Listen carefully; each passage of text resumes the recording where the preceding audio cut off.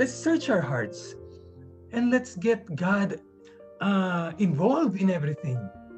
And let Him change kung ano man ang gusto nating baguhin niya. Sabi nga ni David, create in me a clean heart, O God. So yun din ang gusto kong maging prayers po natin bilang Kristiyano.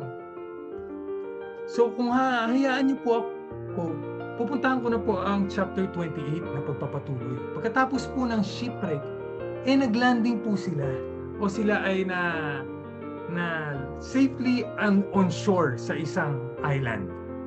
Ang sabi ko sa Bible, once safely on shore, we found out that the island was called Malta. Hindi nila ito gusto puntahan. Malta. Wala nga siguro nakakaalam ho, kahit sino sa atin ngayon, ang Malta na lugar. Wala ho sigurong nagkaroon sa atin ng, anong tawag doon pagka gusto mo, bucket list, na gusto ko pumunta ng Malta. Kasi it's not famous. Wala kang malalaman na isang tourist spot doon na magandang puntahan. So they landed on an accidental, unknown stage of their journey. Are we landing on an accidental, unknown stage of life, of pandemic? Ito ba ay nagiging Malta para sa atin? Ang pandemic, ang COVID. Do we feel stuck on it? Do we feel like hindi naman ito yung dapat natin yung pinupuntahan? But still, they landed safely.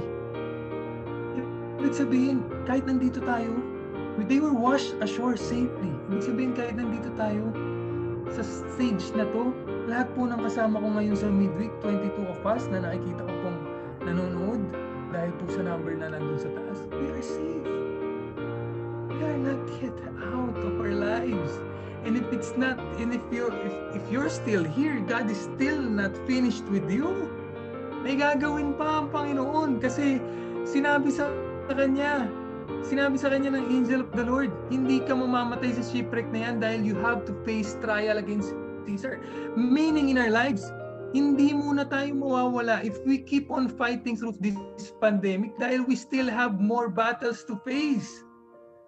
Should that be an encouragement? Yes, because that would make us stronger and wiser. Na patuloy tayong mamuhay, na meron tayong panititiwala sa Panginoon at patuloy tayong humaharap sa kung anumang pagsubok ng buhay na ibibigay sa atin. We should rejoice, sabi nga ni Papa sa isa niyang mga sermon, whatever situation we have. Because why? We're still here.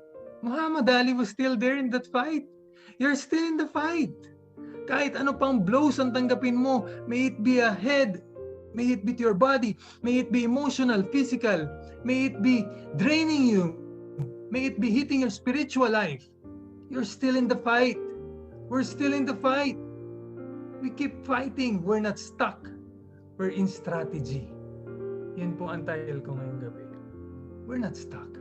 Muhammad Ali was not stuck during that fight. Nag-strategy siya, pinapagod niya. Let's keep fighting. Let's keep blocking whatever the devil's throwing against us. At hayaan nating mapagod ang demonyo. Hayaan nating mapagod ang kalaban. Until he flees. We continue to fight and hold on. You're still in the fight. We're not stuck.